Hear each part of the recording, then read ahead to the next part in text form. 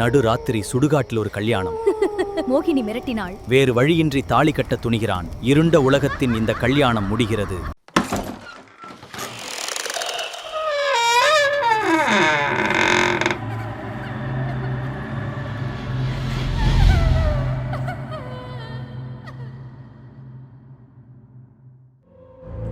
மலேசியாவை சேர்ந்த தீபக்கோட வாழ்க்கையில் நடந்த 2வது பாகத்தை பற்றி தான் இன்றைக்கி நாம் தெளிவாக பார்க்க போகிறோம். அண்ட் நான் முன்னாடியே சொல்லிடுறேன், இந்த செகண்ட் பார்ட்டில் கண்டிப்பாக 18+ கண்டென்ட் நிறையவே இருக்கிறதுக்கான வாய்ப்பு இருக்குது. நான் முடிஞ்ச வரைக்கும் கம்மி பண்ண முயற்சி பண்ணுறேன். ஆனால் இது ஒரு 18+ தான். இன்கேஸ் இந்த சம்பவத்தை நீங்கள் புதுசாக பார்க்குறதா இருந்தால் இதோட ஃபர்ஸ்ட் பார்ட் நான் டிஸ்கிரிப்ஷன்லையும் கொடுத்துருக்கேன், ஐ பட்டன்லையும் கொடுத்துருக்கேன். அதை பார்த்துட்டு வந்தால் தான் இதுக்கப்புறம் என்ன நடக்க போகுது அப்படின்னு உங்களுக்கும் தெளிவாக புரிய வரும். ஃபர்ஸ்ட் பார்ட்டோட கடைசியில் தீபக் குளிச்சுட்டு இருக்கும்போது ஒரு சம்பவமும் நடந்திருக்கும். ஆனால் அந்த சம்பவத்தை பற்றி அவருடைய அப்பா அம்மாட்டையும் தெளிவாக சொல்லியிருப்பாரு. இப்படி கடைசியில் தன்னுடைய வீட்டிலேயே இறந்து போன மோனிகாவோட ஆன்மா ஒரு ஏவலா சுற்றிட்டு இருக்கிற இந்த ஒரு விஷயம் கடைசியாக அம்மா அப்பாவுக்கும் புரியுது.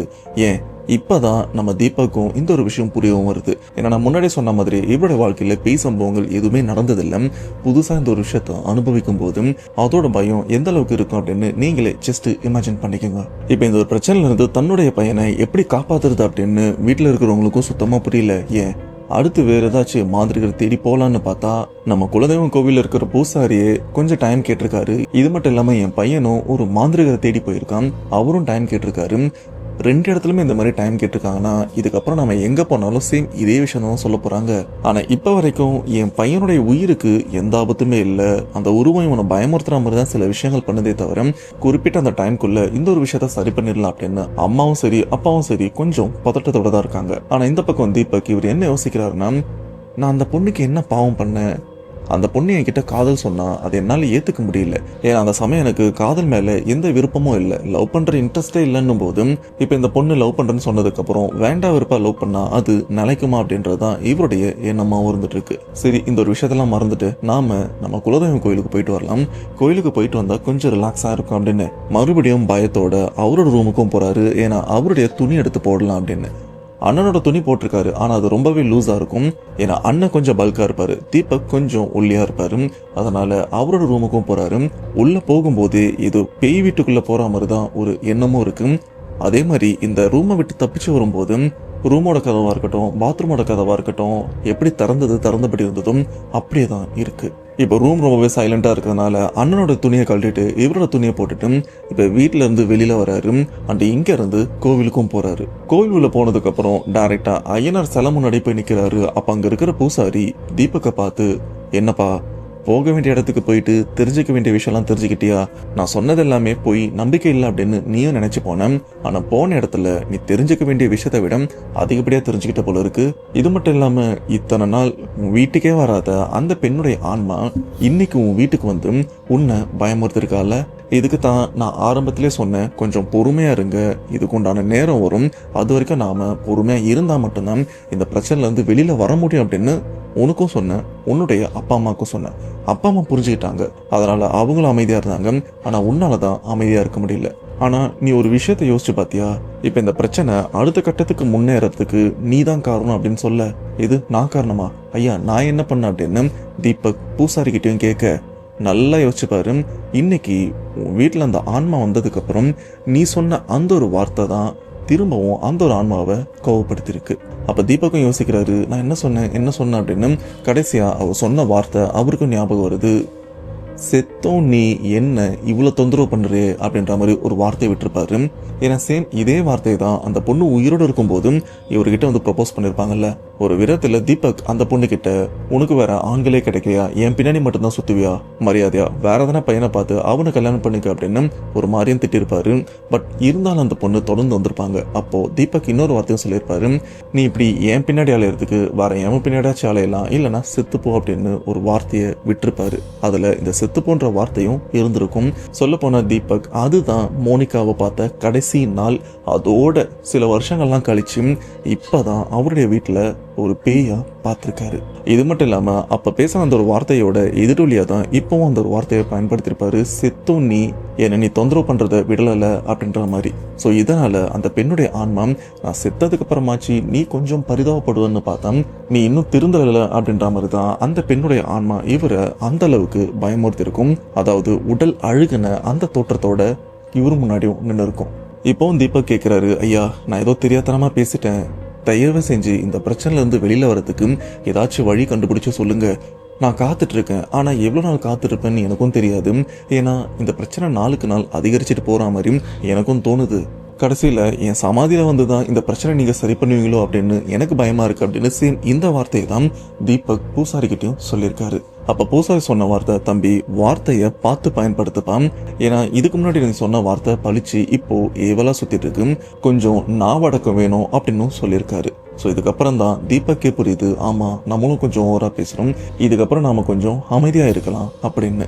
இப்படியே தீபக் கொஞ்ச நேரம் கோவிலையும் உட்காந்துட்டு இருக்காரு, ஒரு ஓரமா உட்காந்துட்டு இருக்காரு. அப்படி உட்காந்துட்டு இருக்கும்போது தீபக்கு யாரோ ஒருத்தவங்க பார்த்துட்டும் இருக்காங்க. அந்த மாதிரி உணர்வு தான் இவருக்கும் தோணுது. யாரும் என்ன பாக்குறாங்களே அப்படின்னு இவனும் சுத்தி சுத்தி பாக்குறாரு. பார்த்தா அந்த கோவில்ல ஒரு திருநங்கை இருக்காங்க. அவங்க தான் தீபக்க பார்த்துட்டும் இருக்காங்க. அது பாக்குற திருநங்கை அவங்க முகத்துல சிரிப்பும் இல்ல, முறைக்கிற மாதிரியும் இல்ல, அந்த எந்த விதமான ரியாக்ஷனும் இல்லாம பார்த்துட்டு இருக்க தீபக்கும் ஒன்றும் புரியல. இவங்க என்ன பாக்குறாங்களா இல்ல என் பின்னாடி வேற யாராச்சும் பாக்குறாங்களா அப்படின்னு திரும்பி பார்த்தா அங்க இருக்கிற திருநங்கை உன்னதான் இங்க வான்னும் கூப்பிடுறாங்க.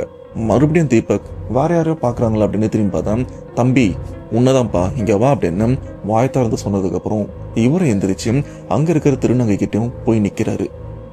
கீழே உட்காரு அப்படின்னு சொன்னதுக்கு அப்புறம் தரையிலையும் உட்கார்றாரு. அப்ப திருநங்கை கிட்ட தீபக் கேட்கிற விஷயம், அக்கா உங்களுக்கு என்ன தெரியுமா அப்படின்னு கேட்க, இல்லப்பா நானும் இந்த கோவிலுக்கு இப்பதான் வரேன், இதுக்கு முன்னாடி நான் வேற கோவிலுக்கு போவேன், ஆனா எனக்கு என்ன தோணுச்சுன்னு தெரியல, இன்னைக்கு இந்த நேரம் இந்த கோவிலுக்கு வரணும் அப்படின்னு தோணுச்சு. அது ஏன் எதுக்காக அப்படின்னு எனக்கும் சரியா தெரியல, ஆனா கோவில் வந்ததுக்கு அப்புறம் தான் தெரியுது நான் எதுக்காக இங்க வந்திருக்கேன் அப்படின்னு. அண்ட் நீ ரொம்ப வருஷமா ஒரு பிரச்சனையில இருக்க, ஆனா பிரச்சனையில இருக்குன்னே தெரியாம நீயும் உன் வாழ்க்கைய ஓட்டிட்டும் இருக்க. இப்ப வரைக்கும் உன் வாழ்க்கையில பொண்ணுங்க, கல்யாணம், லவ் அப்படின்னு எந்த விஷயமும் இல்லாம இருக்கு உண்மையா அப்படின்னு கேட்க தீபக்கும் அப்படியே திகைச்சு போய் அவங்கள பாக்குறாரு. அக்கா உங்களுக்கு எப்படி இந்த ஒரு விஷயம் தெரியும் அப்படின்னு கேட்க, தம்பி இது மட்டும் இல்லப்பா, உன்னால ஒரு 7 பொண்ணு கிட்ட இறந்தும் போயிருக்காங்க, ஆனா அதுக்கு நீ காரணம் கிடையாது. ஆனா அந்த 7 பொண்ணுல ஒரு பொண்ணால தான் மத்த 6 பெண்கள் சம்பந்தமே இல்லாம இறந்தும் போயிருக்காங்க. அதுல அந்த 6 பெண்களை உனக்கு வரனா பார்த்த அந்த ஒரே காரணத்தினாலதான் அந்த 6 பெண்களும் இறந்து போயிருக்காங்க. இதுக்கு காரணம் பின்னாடி சுத்திட்டு இருக்கிற ஒரு ஏவல். அந்த ஏவல் உயிரோட இருக்கிற காலத்துல உன்னை காதலிச்சிருக்கு. அப்போ நிறைய பிரச்சனைகளும் ஏற்பட்டிருக்கு. ஆமாக்கா அந்த பிரச்சனைக்காக தான் நான் கோவிலுக்கும் வந்தேன், ஆனா பூசாரி இப்போதைக்கு எதுவும் பண்ண முடியாதுன்னு சொல்லிட்டாங்க, எனக்கு என்ன பண்றதுன்னே தெரியல, உங்ககிட்ட ஏதாச்சும் தீர்வு இருக்கா அப்படின்னு கேட்க, தம்பி என்கிட்ட கூட அதுக்கு தீர்வு இல்லப்பா, சொல்ல போனா இந்த பிரச்சனைல இருந்து உன்னை காப்பாத்துறது சாத்தியமில்லாத ஒரு விஷயம் தான், ஏன்னா பிரச்சனை தலைக்கு மேல ஏறிடுச்சுப்பா.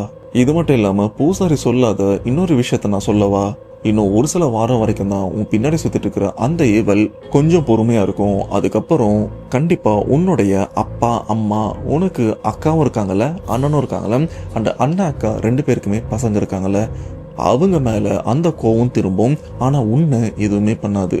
இப்படி உன் குடும்பத்தை மொத்தமா பழி வாங்கிட்டு கடைசியா நீ தனியால நிப்ப. அப்போ உனக்கு தோண போற விஷயம் என்ன தெரியுமா, இதுக்கு அந்த ஆன்மா அன்னைக்கு கேட்ட விஷயத்த நான் அப்பவே பண்ணிருக்கலாமோ அப்படின்னு. இந்த ஒரு விஷயம் கண்டிப்பா உனக்கும் தோணும் அப்படின்னு சொல்ல, இப்ப தீபக்கு ஒன்னும் புரியல. அக்கா நீங்க அவ உயிரோடு இருக்கும்போது நடந்த விஷயத்த பத்தி பேசுறீங்களா, அவ இப்ப உயிரோடு இருந்திருந்தா கூட நான் அவளை கல்யாணம் பண்ணிருப்பேன், எனக்கு அந்த சமயம் தான் காதல் மேல நாட்டம் இல்லை, ஆனா இப்ப எனக்கு இருக்கு, நான் கண்டிப்பா அவ உயிரோடு இருந்திருந்தானா பண்ணிருப்பேன் அப்படின்னு சொல்ல, அப்போ திருநங்கை அவங்க என்ன சொல்றாங்கன்னா, சரி கல்யாணம் பண்ணிக்க அப்படின்னு சொல்றாங்க. இது கல்யாணம் பண்ணிக்கவா, அக்கா அவ உயிரோடு இல்லை இறந்து போயிட்டா அப்படின்னு சொல்ல, அதுக்கு என்ன, அவ உனக்காக தானே இறந்து போனா, உனக்காக தானே 6 பேரை கொன்னா, இன்னும் உனக்காக என்ன விஷயம் வேணாலும் பண்ணுவான், இதுக்கப்புறம் தப்பான விஷயங்கள் எதுவுமே நடக்காம இருக்கணும்னா அவளை நீ கல்யாணம் பண்ணிக்க அப்படின்னு சொல்ல, அப்போ தீபக் சொல்றாரு, அக்கா உங்களுக்கு புரியுதா இல்லையா, அவ உயிரோட இல்லக்கா, இப்ப செத்து பேயா சுத்திட்டு இருக்கா, ஒரு பேயை போய் நான் எப்படி கல்யாணம் பண்ணிப்பேன் அப்படின்னு கேட்க, தம்பி அததாப்பா நானும் சொல்றேன், இப்ப நீ ஒரு பேயை தான் கல்யாணம் பண்ணிக்கணும், உனக்கு வேற வழி இல்லை, தெரிஞ்சோ தெரியாமலோ உன்னாலதான் இந்த பிரச்சனை ஆரம்பிச்சது, இதுக்கு தீர்வை நீ தான் கொடுக்கணும், வேற வழி இல்லை அப்படின்னு சொன்னதுக்கு அப்புறம் தீபக்கு என்ன பண்றதுன்னே தெரியல. இப்படி திருநங்கை பேயை தான் கல்யாணம் பண்ணிக்கணும் அப்படின்னு சொன்னதுக்கு அப்புறம் தீபக்கும் வேற எதுவுமே பேசாம அங்கிருந்து சைலண்டா எந்திரிச்சும் கோவில் விட்டு வெளியில வராரு. அப்படி கோயில் விட்டு அவர் வெளியில வரும்போது திருநங்கையும் இவங்களை பின்தொடர்ந்து வந்து, அதாவது தீபக்கு பின்தொடர்ந்து வந்து, தம்பி நான் சொல்றதுல எந்த மாற்றமும் இல்லை, உனக்கு வேற வழியும் இல்லை. ஏன்னா இப்ப நான் சொன்ன இந்த ஒரு வார்த்தையை கண்டிப்பா அந்த பேய் இப்ப அவ மோகினியா சுத்திட்டு இருக்கான். அவளே முன்னாடி வந்து கேட்பான், என்ன நீ கல்யாணம் பண்ணிக்கோ அப்படின்னு. இப்ப நான் சொல்லும்போது ஏத்துக்க முடியாத ஒரு மனநிலைமையில இருக்கு. ஆனா அவளே வந்து உன்கிட்ட சொல்லும்போது அந்த சமயமும் உன்னால முடியாதுன்னு சொன்னா அதுக்கப்புறம் நடக்கிற விளைவுகளை கண்டிப்பா நீ தான் சந்திக்கணும். ஏன்னா அதுக்கப்புறம் நடக்க போற விளைவுகள் எல்லாமே உயிர் பலிகள் அப்படின்னு சொல்லிட்டு திருநங்கை கோவிலை விட்டும் கிளம்பிடுறாங்க. இப்ப என்ன பண்றதுன்னு தெரியாம தீபக்கும் கோவிலை விட்டு கிளம்பி டைரக்டா அப்பாவுடைய ஹோட்டல், இவர் தானே இப்ப பாத்துட்டு இருக்காரு, ஹோட்டலுக்கும் போறாரு. அண்ட் அன்னைக்கு பிசினஸும் ஓரளவுக்கு போயிட்டும் இருக்கு. இப்படியே நைட்டும் ஆகுது. நைட் ஆகும் போதும் மார்க்கெட்ல இருந்து ஹோட்டலுக்கு தேவையான சரக்கு பொருட்கள்லாம் வந்துட்டு இருக்கு. ஆனா அன்னைக்குன்னு பார்த்து அந்த லோடு வரதுக்கு கொஞ்சம் லேட் ஆயிருது. நடுராத்திரிக்கு மேலதான் அந்த லோடும் வருது. சரி, இந்த லோடெல்லாம் முடிச்சுட்டு நம்ம வீட்டுக்கு போகலாம், ஏன்னா வீட்டில் இருந்தனா கண்டதெல்லாம் யோசிக்கிற மாதிரி இருக்கும் அப்படின்னு வீட்டில் அப்பாவுக்கும் ஃபோன் பண்ணி லோடெல்லாம் வர வேண்டியிருக்குப்பா, இப்பெல்லாம் இறக்கி வச்சுட்டு வந்துடுறேன் அப்படின்னு இன்ஃபார்மும் பண்ணிடுறாரு. இப்படி நடுராத்திரி சரியா 1:20 போலதான் அந்த பொருட்கள்லாம் கடைக்கு வந்து சேருது. வந்ததுக்கப்புறம் அதை ஹோட்டலோட ஸ்டோர் ரூம்ல அடுக்கியும் வைக்கிறாங்க, சிலதை ஃப்ரீசர்லயும் அடுக்கி வைக்கிறாங்க. இப்படி எல்லாத்தையுமே அடுக்கி வச்சதுக்கப்புறம் அந்த அன்லோட் பண்ணவங்க எல்லாருமே கிளம்பிட்டாங்க. இப்போ ஹோட்டல்ல தீபக் மட்டும்தான் தனியா உட்காந்துட்டு இருக்காரு, கேஷ் கவுண்டர்ல உட்காந்துட்டு இருக்காரு. அந்த ஹோட்டல்லையும் ஆல்மோஸ்ட் லைட் எல்லாமே ஆஃப் பண்ணிட்டாங்க. இந்த கேஷ் கவுண்டர்ல மட்டும்தான் லைட் எரிஞ்சிட்டும் இருக்கு, மற்ற எல்லா இடத்துலயுமே இருட்டா தான் இருந்துட்டு இருக்கு. இப்படி ஒரு யோசிச்சுட்டே இருக்கும்போது கஸ்டமர்ஸ்லாம் வந்தா உட்காந்து சாப்பிட்ற டேபிள்லாம் இருக்குல்ல, அந்த டேபிளோட கடைசியில யாரோ ஒருத்தவங்க உட்காந்துட்டும் இருக்காங்க. இந்த ஒரு விஷயத்த லேட்டா தான் இவரும் நோட் பண்றாரு. ஏன்னா அது வரைக்கும் இவரோட மனசுக்குள்ள 1000 எண்ணங்களும் ஓடிட்டு இருக்கு. அப்படி பொறுமையா திரும்பி பார்த்தா யாரோ ஒருத்தவங்க உட்காந்துட்டும் இருக்காங்க.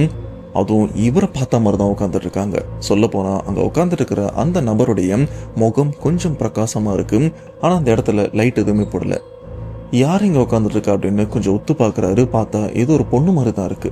ரீனா, மகா, நீயா உட்காந்துட்டு இருக்க அப்படின்னு அவங்க ஹோட்டல்ல சில பெண்கள்லாம் வேலை செய்யறாங்க. அவங்க பேரை சொல்லியும் கூப்பிட்டு பாக்குறாங்க. ஆனா அங்க இருந்து எந்த ரியாக்ஷனுமே இல்லை. இப்ப தீபக்கும் பொறுமையா இருந்துருச்சு. யாருங்க உட்காந்துட்டு இருக்கா, கூப்பிடறேன்ல, யார் அது அப்படின்னு அப்படியே அந்த பில் கவுண்டர் வந்து முன்னாடியும் போறாரு. கிட்ட போக போக தான் தெரியுது அங்க உட்காந்துட்டு இருக்கிறது வேற யாருமே இல்ல, இவரு காதலிச்சு இறந்து போய் இப்ப ஏவலா சுத்திட்டு இருக்கிற மோனிகாவுடைய ஆன்மா அப்படின்னு. அந்த மோனிகாவோட ஆன்மா அங்க ரொம்பவே தெளிவா தான் உட்காந்துட்டு இருக்கு. அதாவது உயிரோட இருக்கும்போது அந்த பொண்ணு பார்க்க எவ்வளவு அழகா இருந்தாங்களோ அப்படிதான் உட்காந்துட்டு இருக்காங்க. இதை பார்த்த தீபக்கு என்ன பண்றதுன்னு தெரியல. இந்த ஹோட்டலை விட்டு வெளியில ஓடலாம்னு முயற்சி பண்ணா ஹோட்டலோட கதவு ரொம்பவே வேகமாகவும் மூடிடுது. போயிட்டு அந்த கதவை திறக்கவும் முயற்சி பண்றாரு, ஆனா திறக்கவும் முடியல. சரி, ஹோட்டலோட பின்பக்கமா ஒரு வாசல் இருக்கும், அது வழியா வெளியில போயிடலாம் அப்படின்னு அவசர அவசரமா கையில மொபைல், சாவி இதெல்லாமே கையில தான் இருக்கு. இது ரொம்பவே இறுக்கமா பிடிச்சிட்டு அவசர அவசரமா கிச்சன் வழியா பின்னாடியும் ஓடுறாரு. ஆனா இவர் கிச்சனுக்குள்ள ஓடுறதுக்கு முன்னாடி கிச்சன் கிட்ட ஒரு ஃப்ரிட்ஜும் இருக்கு. அந்த ஃப்ரிட்ஜு கிட்ட யாரோ ஒருத்தவங்க நிக்கிறாங்க. சொல்ல போனா அந்த ஃப்ரிட்ஜுக்கு பக்கத்துல தான் வெளியில போற டோரும் இருக்கு. இதை பார்த்த தீபக்கு என்ன பண்றதுன்னு தெரியல. வேகமா ஓடி வந்தவர் அந்த உருவத்தை பார்த்த அதிர்ச்சியில அங்கே கால் தடுமாறி கீழேயும் விழுந்துடுறாரு. அப்படி விழுந்தவருக்கு முட்டிலையும் அடிபட்டிருக்கு. எந்திரிக்க முயற்சி பண்றாரு, ஆனா வழியில எந்திரிக்க முடியல. அப்ப அங்க இருக்கிற அந்த பெண்ணுடைய உருவம் கொஞ்சம் கொஞ்சமா முன்னோக்கியும் நடந்து வந்துட்டு இருக்கு.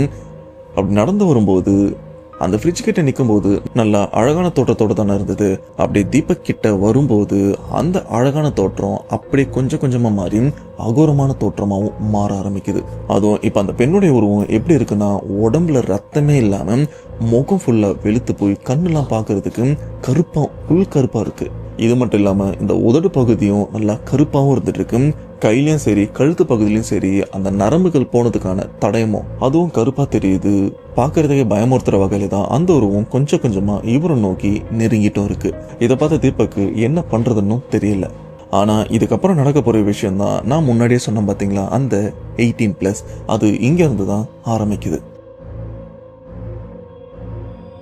இப்ப கீழே விழுந்த தீபக்கால எந்திரிக்கவும் முடியல. அங்க இருக்கிற மோனிகாவுடைய ஆன்மாவும் மெல்ல நெருங்கி இவர் மேலேயும் உட்காருது. உட்கார்ந்தது மட்டும் இல்லாம அந்த இடத்துல தீபக் அவருடைய உடைகளையும் அகற்றிட்டு, ஆனா அந்த பேய் தன்னுடைய உடைகளையும் அகற்றிட்டு ஒரு கணவன் மனைவி எந்த அளவுக்கு நெருக்கமா இருப்பாங்களோ அந்த ஒரு விஷயம் தான் இப்போ நடக்க ஆரம்பிக்குது. தீபக் அந்த ஒரு விஷயத்துல இருந்து தப்பிக்க முயற்சி பண்றாரு, ஆனா அவரால் தப்பிக்கவும் முடியல. இது மட்டும் இல்லாம இறந்து போன மோனிகா பக்கத்துல வரும்போது அந்த வாசனை எப்படி இருக்குன்னா, இஸ்லாமியர்கள்லாம் ஒரு வாசனை திரவியம் பயன்படுத்துவாங்கல்ல, அந்த மாதிரி தான் ஒரு வாசனை இருந்ததா தீபக்கும் சொல்லியிருக்காரு. அவரால் அந்த இடத்த விட்டு நகரவும் முடியல. அண்ட் மோனிகாவோட ஆன்மாவும் தீபக் கிட்ட தப்பா நடந்துக்கவும் ஆரம்பிக்குது. அப்ப மோனிகாவோட ஆன்மா சொல்ற விஷயம் என்ன தெரியுமா? நான் உயிரோட இருந்திருந்தா இந்நேரம் இந்த மாதிரி விஷயம்லாம் ஒரு கணவன் மனைவியா நடந்திருக்கும். ஆனா உன்னாலதான் நானும் செத்தேன். நீ சொன்ன வார்த்தை, நீ குத்துற மாதிரி சொன்ன சில வார்த்தைகள் தான் உன் வாழ்க்கையில இவ்வளவு பாதிப்பை ஏற்படுத்த அளவுக்கு என்னையும் வெறியேத்திருக்கு. சொல்ல போனா தப்பு உன் மேலேயும் இருக்கு, என் மேலேயும் இருக்கு. ஆனா இந்த தப்பை நான் தெரிஞ்சுதான் பண்றேன், நீ எனக்கு மட்டும்தான் அப்படின்னு சொல்லிதான் அந்த ஒரு விஷயத்த பண்ணிட்டும் இருக்க. ஒரு லெவலுக்கு அப்புறம் தீபக்கால எதுவுமே பண்ண முடியல. அவரும் அந்த ஒரு விஷயத்துக்கு ஒத்துழைச்ச மாதிரி அமைதியாயிட்டாரு. இப்படி சில நிமிடங்கள் இந்த உடலுறவு விஷயம் முடிஞ்சதுக்கு அப்புறம் அந்த மோனிகாவுடைய ஆன்மா இப்படி உடலை விட்டு எந்திரிச்சு நிக்குது.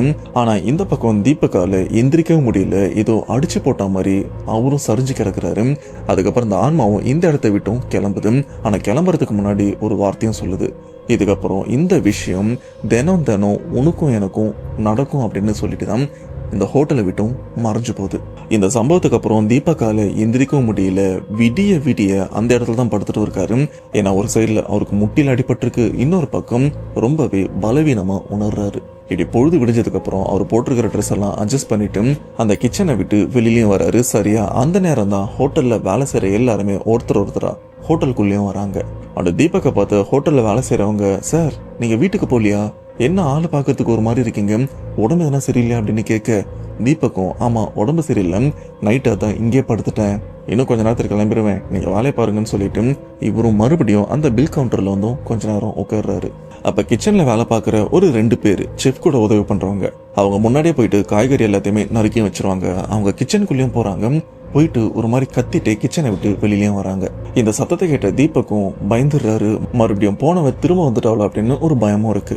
என்னாச்சு, ஏன் கத்துறீங்க அப்படின்னு கேட்க, சார் கொஞ்சம் உள்ள வந்து பாருங்க சார் அப்படின்னு சொல்ல தீபக் கன்ஃபார்மே பண்ணிடுறாரு. மறுபடியும் அந்த பெண்ணுடைய ஆன்மா ஹோட்டலுக்கு வந்துருச்சு போல இருக்கு அப்படின்னு ஒரு விதமான பயத்தோட அந்த கிச்சனை நோக்கியும் பொறுமையா நடந்தும் போறாரு. நடந்து போய் பார்த்தா அங்க யாரையுமே காணோம். எதுக்கு கத்துனீங்க அப்படின்னு இவங்களையும் பார்த்து கேட்க, அப்ப அந்த கிச்சன்ல சில கிழிஞ்சி போய் பழைய துணி, அதுவும் துர்நாற்றம் அடிக்கிற துணிய பாக்குறாங்க. சார் இந்த துணி இங்க எப்படி வந்தது அப்படின்னு கேட்க, தீபக்கும் அந்த துணியை பாக்குறாரு. பார்த்த உடனே நைட்டு என்ன நடந்ததும் அதுதான் ஒரு மைண்ட்லயே வந்துட்டு போகுது. ஆனா தீபக்கும் தெரியாத மாதிரி, இல்ல தெரியலையே, கிச்சன் நீங்க தானே பாத்துட்டு இருக்கீங்க, இந்த துணி இங்க எப்படி வந்தது அப்படின்னு கேட்க, அப்ப அந்த கிச்சன்ல வேலை பார்க்குற 2 பேருமே, சார் நான் எப்பவுமே கிச்சனை விட்டு போகும்போது சுத்தமா எல்லாத்தையும் சுத்தப்படுத்திட்டு தான் கிச்சனை விட்டு வெளியில போவேன். அண்ட் உங்களுக்கே என்னை பத்தி நல்லா தெரியும், ஏதாச்சும் கரை அழுக்கு இருந்தாலே நான் கிளீன் பண்ணிட்டு போவேன். இப்பேற்பட்ட அழுக்கு துணி, அதுவும் நாங்க வேலை செய்யற இடத்துல இருக்கும்போது இதை நான் அப்படி சும்மா விடுவேன். இது மட்டும் இல்லாம இங்க இருக்கிற இந்த துணி சாதாரண துணி இல்ல, இது ஒரு மோகினியோட துணி. இந்த துணி இங்க வந்ததுக்கு காரணம் கண்டிப்பா நைட் இங்க ஏதோ நடந்திருக்கு, உண்மையை சொல்லுங்க அப்படின்னு கிச்சன்ல வேலை பாக்குறவங்க தீபக்கை பார்த்து கேட்க, தீபக் அதிர்ச்சி அவங்கள பாக்குறாரு. என்னடா இது, நைட்டு ஏதோ இங்க இருந்து எல்லா விஷயத்தையும் பார்த்த மாதிரி கேட்குறாங்க. அதெல்லாம் ஒன்றும் இல்லை, நீங்க எப்படி சொல்லலாம் இது பேயோட துணி, உங்களுக்கு தெரியுமா அப்படின்னு தீபக் அவங்க கிட்ட ஆர்கியூ பண்ண. அப்போ கிச்சன்ல வேலை பார்க்குற அந்த நபர், சார் எனக்கு தெரியும் சார், ஏன்னா என் நண்பனுடைய வாழ்க்கையில சேம் இதே மாதிரி ஒரு விஷயம் நடந்திருக்கு. ஆரம்பத்தில் அவன் இந்த ஒரு விஷயத்த பத்தி என்கிட்ட சொன்னான், நான் அதை நம்பல, என்னடா அவன் பேய் பிசாசு கூட எல்லாம் உடலுறவு வச்சிருக்கான் அப்படின்னு நானும் அவனை பார்த்து கிண்டல் பண்ணேன். ஆனா ஒரு நாள் அந்த ஒரு விஷயத்த நான் கண் கூட பார்த்தேன். அதுவும் அவனோட ரூம்ல நான் தங்கிட்டு இருக்கும் போதுதான். அதுலயும் என் நண்பன் வாழை மரத்துல ஒரு நூலை கட்டி அந்த நூலுடைய மறுமுனைய அவனுடைய சுண்டு விரல்ல கட்டி அதன் மூலியமா பேய் கூட உடலுறவு பண்ணவன் இதை நான் கண் கூட பார்த்தேன் அப்படின்னு சொல்ல, இப்ப இந்த ஒரு விஷயத்தை கேட்ட சில பேர் யோசிப்பீங்க, என்னப்பா புதுசா சொல்ற, வாழை மரம் நூலு சிங்கே இல்லை அப்படின்னு கேட்டீங்கன்னா, இது மலேசியாவில் இருக்கிறவங்களுக்கு தெளிவா புரியும். ஏன் ஆரம்பகட்ட காலத்துல நம்ம சேனலை பார்த்தவங்களுக்கும் தெளிவா இந்த ஒரு விஷயம் புரியும். சேம் இதே மாதிரி விஷயம் இன்னும் கொஞ்ச நேரத்துல தீபக் அவருக்கும் நடக்கும். அப்ப நான் தெளிவா சொல்றேன். இப்ப இந்த இடத்துல கிச்சன்ல வேலை பார்க்குற அந்த நபர் இவ்வளவு விஷயம் சொன்னதுக்கு அப்புறம் தீபக்கால மறுக்கவும் முடியல, மறைக்கவும் முடியல. அவர் மட்டும் தனியா கூட்டு போயிட்டு அவருக்கு நடந்த பிரச்சனையை பத்தியும் தெளிவா சொல்றாரு. இப்படி அந்த கிச்சன்ல வேலை பார்க்குற அந்த நபர் தீபக்கு நடந்த விஷயத்தை பத்தி கேள்விப்பட்டதுக்கு அப்புறம் பதறியும் போறாரு. கொஞ்ச நேரம் அவரால் சரியா மூச்சு விட முடியல. இப்படி ஒரு மூச்சு விட சிரமப்படுறாருன்னு பார்த்தா தீபக்கும், டே என்னாச்சுரா என்னாச்சு அப்படின்னு கேட்க, சார் இல்ல சார், இப்ப நீங்க சொன்ன விஷயம் இதே தான் என்னுடைய நண்பனும் சொன்னா, எனக்கு சடனா அந்த ஒரு விஷயம் நினைச்சு ஒரு விதமான பயமும் வந்துருச்சுன்னு சொல்ல, இப்ப தீபக்கும், சரிப்பா உன் ஃப்ரெண்டு இந்த பிரச்சனைல இருந்து இப்ப தப்பிச்சிடானா, அவன் இப்ப எப்படி இருக்கான், யார்கிட்ட போயிட்டு இந்த பிரச்சனைல இருந்து வெளியில வந்தான் அப்படின்னு கேட்க, அப்போ அந்த வேலை பார்க்குற நபர் சொல்ற விஷயம், அண்ணா என் ஃப்ரெண்டுக்கு இந்த பிரச்சனை இருந்ததுன்னு சொன்னேன், ஆனால் அவன் இந்த பிரச்சனைலேருந்து வெளியில் வந்துட்டான்னு நான் சொல்லவே இல்லையே. சொல்லப்போனா அவன் இப்போ உயிரோடவே இல்லை. அவன் இறந்து கிட்டத்தட்ட 3 வருஷமும் ஆகுது. ஏன் 3 வருஷத்துக்கு முன்னாடி என் க்ளோஸ் ஃப்ரெண்டு இறந்து போயிட்டான், எனக்கு ஒரு வாரம் லீவ் வேணும் அப்படின்னு நான் உங்ககிட்ட தானே பர்மிஷன் வாங்கிட்டு போனேன், உங்களுக்கு ஞாபகம் இல்லையா அப்படின்னு கேட்க, அப்பதான் தீபக் யோசிக்கிறாரு, ஓ அவனுக்காக தான் போனியா அப்படின்னு. இது மட்டும் இல்லாமல் வேலை பார்க்குற அந்த நபர் இன்னும் பயப்படுறாரு. சார், என் ஃப்ரெண்டு எவ்வளவோ முயற்சி பண்ணான் சார், இது வரைக்கும் அவன் போகாத கோவில் இல்லை, பார்க்காத பொம்மை கிடையாது, லட்சக்கணக்கில் செலவு பண்ணிட்டான், ஆனால் எதுவுமே பயனளிக்கல, கடைசியில் இறந்து போயிட்டான்.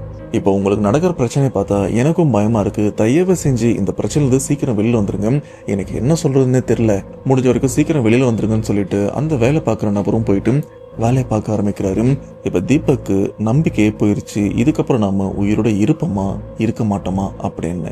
இப்படி வருத்தத்தோட வீட்டுக்கும் போறாரு. அப்பா அம்மாவும், டேய் உனக்கு எவ்வளோ நான்டா ஃபோன் பண்ணுறது, ஏன் ஃபோன் எடுக்கல அப்படின்னு கேட்க, இல்லைம்மா பொருள்லாம் வந்து சேர்றதுக்கு ரொம்பவே லேட் ஆயிடுச்சு, டயர்ல நான் அங்கேயே தூங்கிட்டேன்னு சொல்லி சமாளிச்சிடறாரு. வீட்டில் இருக்கிறவங்களும் பெருசாக எடுத்துக்கல. இப்படி அன்னைக்கு இரவும் வருது. அந்த இரவுல தீபக் தூங்க முடியாம பயத்தோடு தான் இருந்துட்டு இருக்காரு. சரியா சொல்ல போனா இரவு ஒரு 12:30 மணி இருக்கும். 12:30 மணி போல தீபக்கோட பாத்ரூம் கதவை யாரோ தட்டுறாங்க. அதாவது பாத்ரூம்க்கு உள்ள இருந்து யாரோ கதவை தட்டுறாங்க. பயத்தோட இவரும் திரும்பி பார்க்கறாரு. யாரு அது? நம்ம பாத்ரூம்குள்ள இருந்து கதவை தட்டுறா. அப்பதான் இவரும் டைம் பார்க்கறாரு. டைம் பார்த்தா மணி 12:30 ஆகுது. இப்ப தீபக்கும் படுக்கையில இருந்து எந்திரிக்கிறாரு. எந்திரிக்கும் போது இவர் மனசு என்ன தெரியுமா சொல்லுது, டேய் அங்க போவாதரா, எதுக்குடா போற அப்படின்னு இப்படி மனசு சொல்லுது. ஆனா உடம்பு இவரோட கண்ட்ரோல்லே இல்லை. கண்ட்ரோல்ல மீறி தான் அந்த பாத்ரூம் கிட்டேயும் போது இவரும் தடுக்க முயற்சி பண்றாரு. ஆனா தடுக்க முடியல. கடைசியா இவரே போயிட்டு அந்த பாத்ரூம் கதவை திறந்தா பாத்ரூம்குள்ள அதே பெண் நிர்வாணமா நின்று இருக்காங்க. இப்ப தீபக்கும் சைலண்டா போயிட்டு அந்த பெட்லயும் உட்கார்றாரு. அப்போ பாத்ரூம்ல இருக்கிற அந்த பெண் நிர்வாணமா அந்த பாத்ரூமை விட்டு வெளியிலயும் வராங்க. வெளியில வந்தது மட்டும் இல்லாம தீபக் கிட்ட ஒரு விஷயத்தையும் கேட்கறாங்க. அது என்னன்னா, நேத்து உனக்கும் எனக்கும் நடந்த உறவு ஒரு கணவன் மனைவிக்குள்ள நடக்கிற உறவு, அது இப்போ நம்ம கல்யாணத்துக்கு முன்னாடியே நடந்துருச்சு, இதுக்கப்புறமும் கொஞ்சமும் தாமதிக்க வேண்டாம், என்ன நீ கல்யாணம் பண்ணிக்கிறியா அப்படின்னு அந்த பேய் தீபக் கிட்ட கேட்க, தீபக்கு இதே துடிப்புலாம் அதிகரிக்குது. ஏன்னா சேம் இதே விஷயத்தை தான் கோவில்ல திருநங்கையும் சொன்னாங்க. ஆனா தீபக் கொஞ்சம் கூட யோசிக்காம, இல்ல என்னால பண்ண முடியாது, பேயெல்லாம் யாரு கல்யாணம் பண்ணிப்பா அப்படின்னு அதே கோவத்தோட தான் இந்த ஒரு விஷயத்த அந்த ஆன்மா கிட்ட சொல்ல, இப்ப இந்த ஒரு விஷயத்த கேட்ட அந்த ஆன்மா கோவத்துடைய உச்சத்துக்கே போயிருது. அப்படி போயிட்டு ஒரு மாதிரி பயங்கரமா அந்த ரூம்குள்ள கத்துது பாருங்க. அந்த சத்தத்தை கேட்ட இவருக்கு காது ஜவ்வுலாம் கிழிஞ்சிரும் போல இருக்கும், அந்த அளவுக்கு பயங்கரமா கத்திருக்கும். கத்தானது மட்டும் இல்லாம இதோட விளைவு என்ன அப்படின்னு உனக்கு விடியறதுக்குள்ள தெரியும் அப்படின்னு சொல்லிட்டு அந்த ஆன்மாவும் இந்த இடத்தை விட்டும் போயிருது. இப்படிப்பட்ட ஒரு சம்பவம் நடந்தனால தீபகால தூங்கவும் முடியல. நைட்டு ஃபுல்லா முழிச்சிட்டு தான் இருந்திருக்காரு. ஆனா அந்த ஆன்மா சொல்லிட்டு போச்சுல, விடியறதுக்குள்ள இதோட விளைவை நீ சந்திப்ப அப்படின்னு. என்ன பண்ண போதுன்னு தெரியலையே.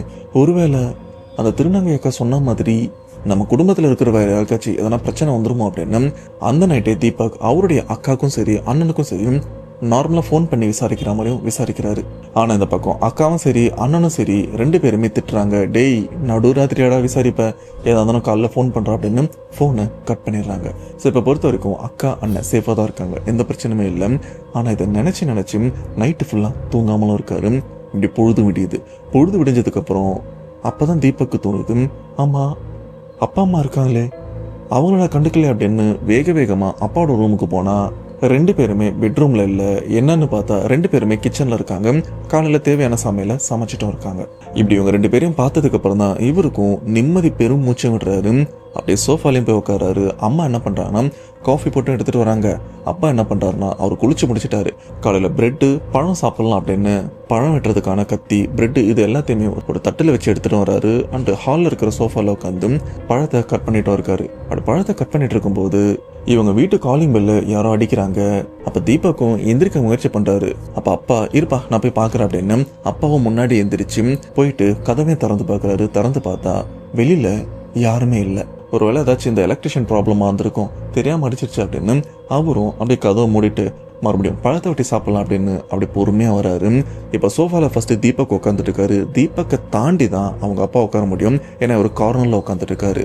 இது மட்டும் இல்லாம தீபக்கோட காலுக்கு முன்னாடி தான் இந்த காஃபி வைக்கிற சின்ன டேபிளும் இருக்கு. அதுக்கு மேலதான் அந்த பழத்தோட தட்டும் இருக்கு. இப்ப அப்பா என்ன பண்றாருன்னா தீபக்கும் அந்த டேபிளுக்கு நடுவில் அப்படி பூந்து வரும்போது தீபக்கோட காலை பிடிச்சி யாரோ தட்டி விட்டா மாதிரியும் இருக்கு.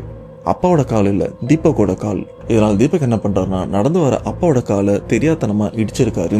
அப்ப அப்பாவும் கண்ட்ரோல் மிஸ் ஆகி கீழே விழும்போதும் தீபக் அவங்க அப்பாவை பிடிக்கலான்னு வராரு. அதாவது சோஃபால உட்காந்துருக்காருல, அவசர அவசரமா எந்திரிக்கலாம் அப்படின்னு எதிர்க்க இருக்கிற அந்த டேபிள்ல அவருடைய கையும் பட்டிருக்கு. அப்படி பட்டதுல அங்க இருக்கிற அந்த பழம் வெட்டுற கத்தி அப்படியே நகர்ந்துருக்கு. இப்ப தீபக்கோட அப்பாவும் என்ன பண்ணிருக்காருன்னா பேலன்ஸ்க்கு அந்த டேபிள பிடிக்கலாம் அப்படின்னு அந்த கத்தியோட கைப்பிடி அந்த முனைப்பகுதியை அப்படி அழுத்திருக்காரு. அழுத்தினதுல கத்தி அப்படியே எழும்பி நின்னுருக்கு. நின்னதுல அப்பாவுடைய முகம் இருக்கு பாத்தீங்கன்னா, சொல்ல போனா அவருடைய கண்ணு அந்த கத்தியில குத்தி ஸ்பாட்லயே இறந்து போறாரு. இது எல்லாமே தீபக் அவங்க அம்மா கண்ணு முன்னாடியும் நடக்குது. அம்மாவும் கதறி அழறாங்க, தீபக்கும் பயங்கரமா அழுதுட்டு இருக்காரு. ஆனா இந்த இடத்துல ரெண்டாவது நடக்க போற அமானுஷமான விஷயம் என்ன தெரியுமா? தீபக்கோட அம்மா பயங்கரமா அழுதுட்டு இருக்காங்கல்ல, இறந்து போனவங்க கணவரை பார்த்து திடீர்னு அழுகையை நிறுத்திட்டு தீபக்கு ஒரு மாதிரி முறைச்சும் பார்க்குறாங்க.